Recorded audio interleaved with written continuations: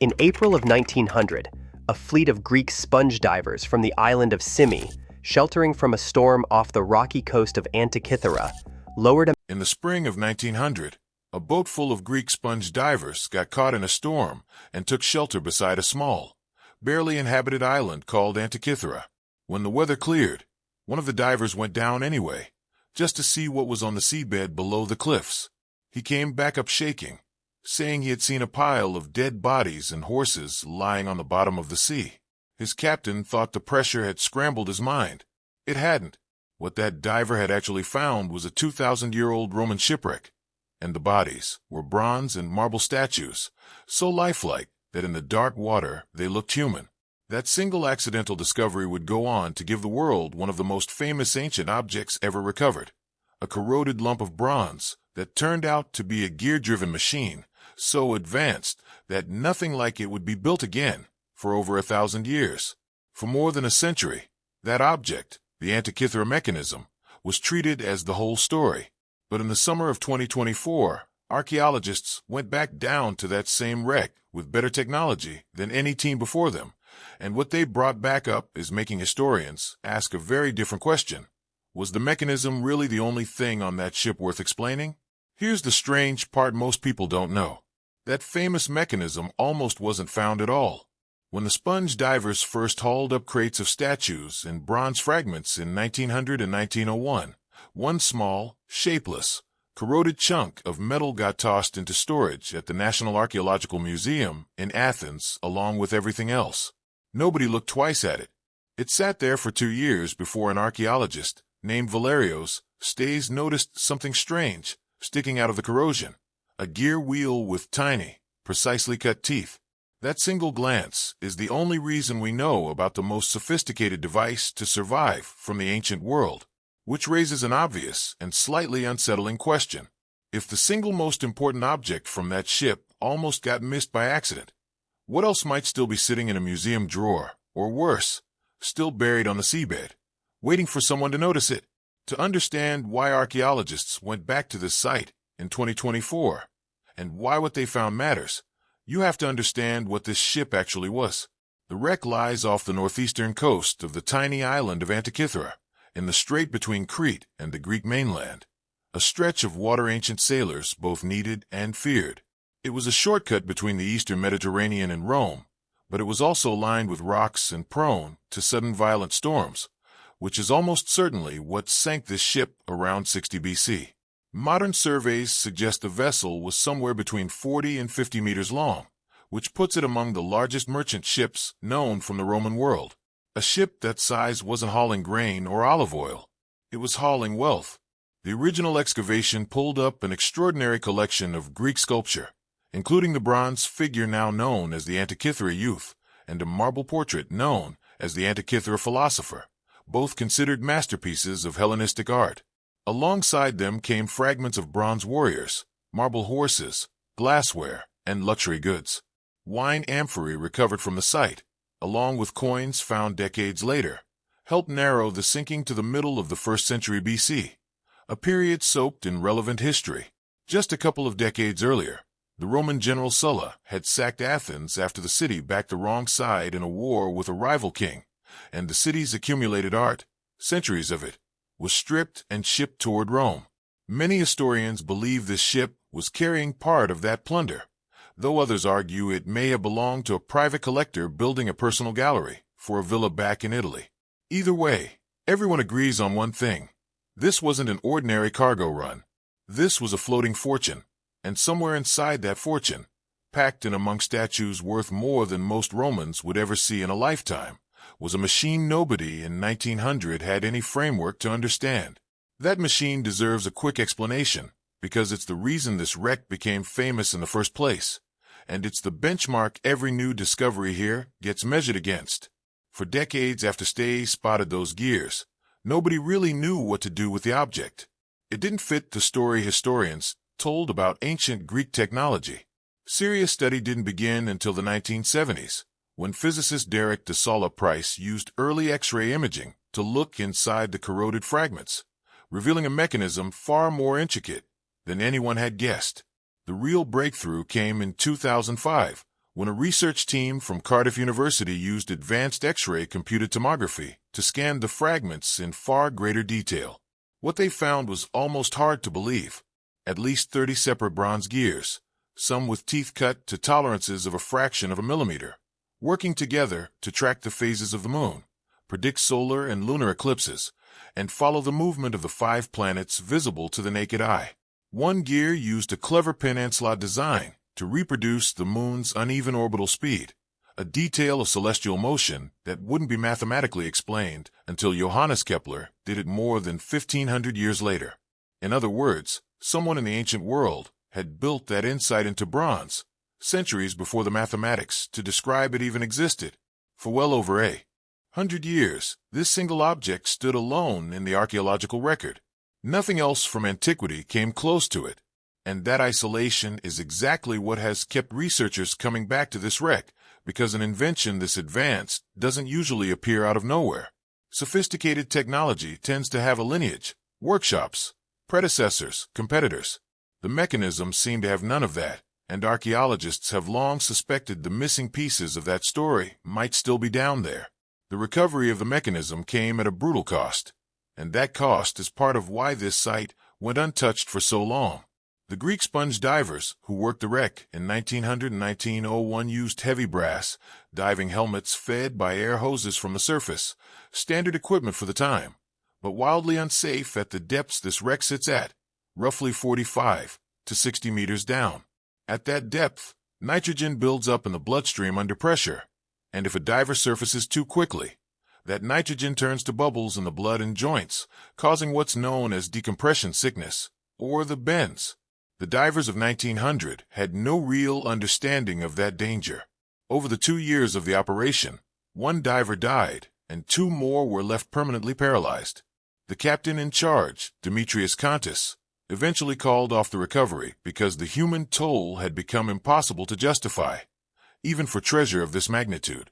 For half a century after that, the wreck was left alone. The famous French diver Jacques Cousteau visited briefly in 1953 and again in 1976, bringing up a handful of additional artifacts, including coins that helped date the sinking more precisely.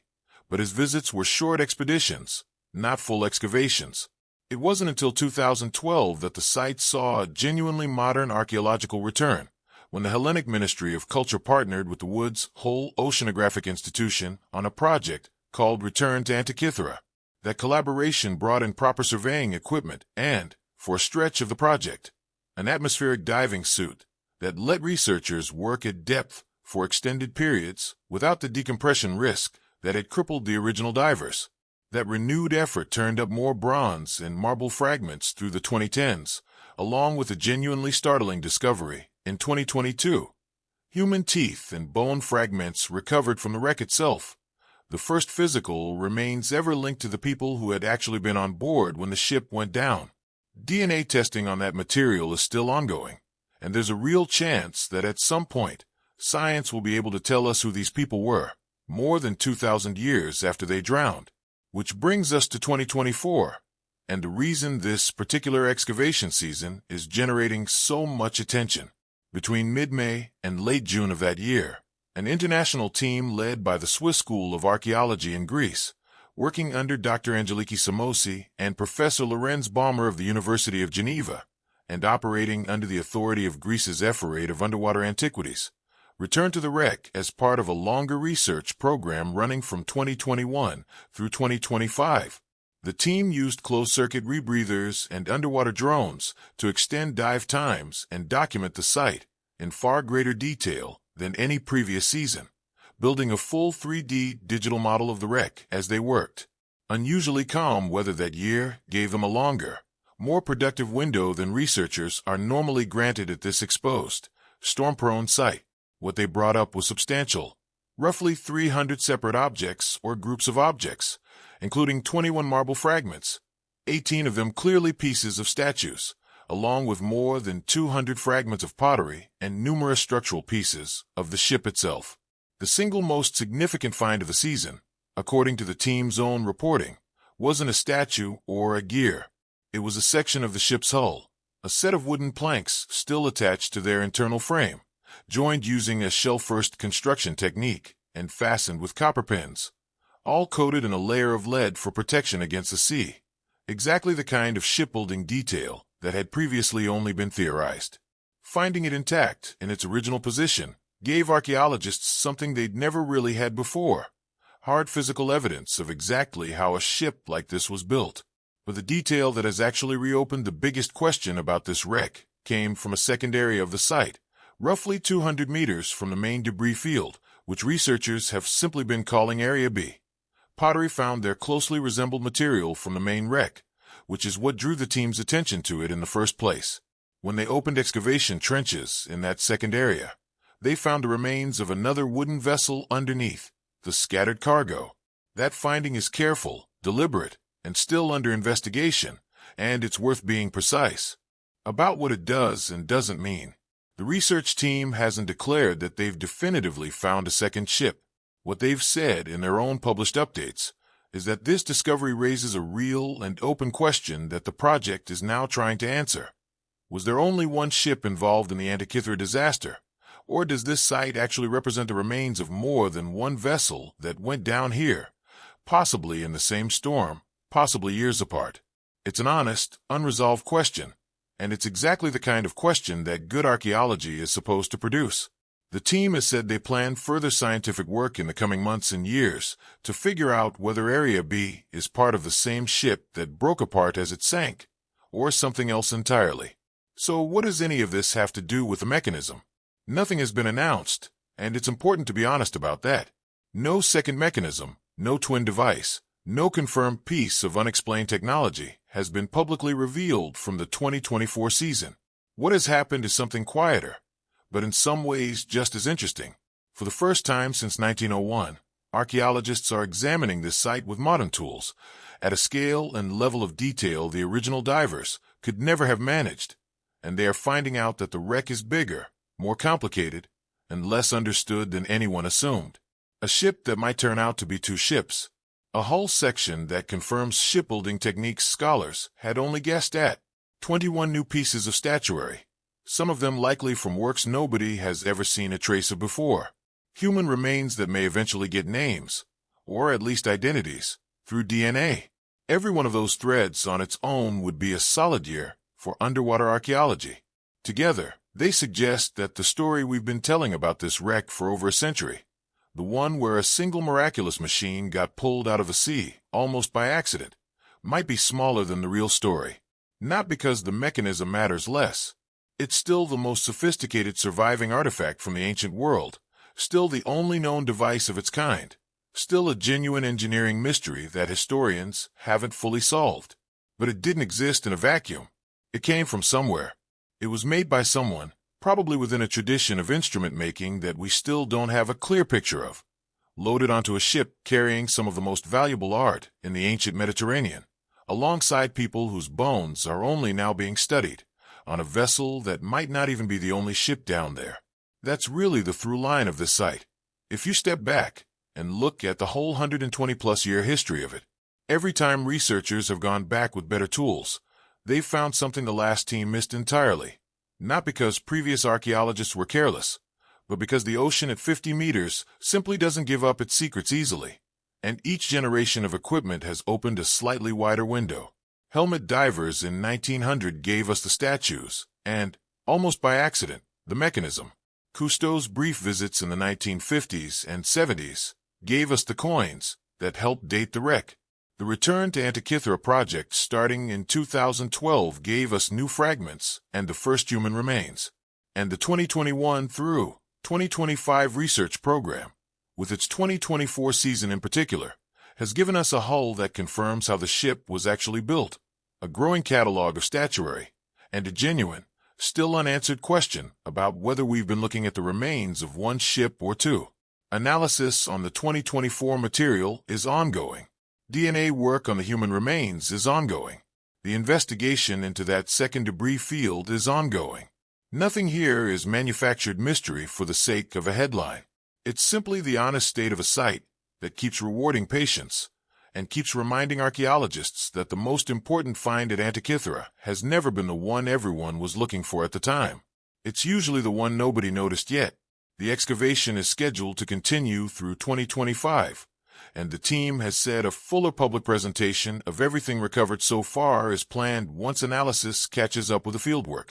Until then, everything sitting in those Athens and Geneva laboratories, the marble fragments, the hull sections, the bone samples, is still being studied, measured, and cross-referenced against more than a century of prior research. What we actually know right now is already remarkable enough on its own. A bigger ship than historians assumed, physical proof of ancient shipbuilding methods that had only been theoretical, a second area of wreckage that might belong to an entirely separate vessel, and the real possibility that DNA science will eventually put names, or at least identities, to the people who died there 2,000 years ago. Whatever comes out of the labs next, one thing about this wreck has held true since the day that sponge diver surfaced convinced he'd seen corpses on the seafloor. Antikythera has never once given up everything it had on the first look. It just makes you wait for the second one.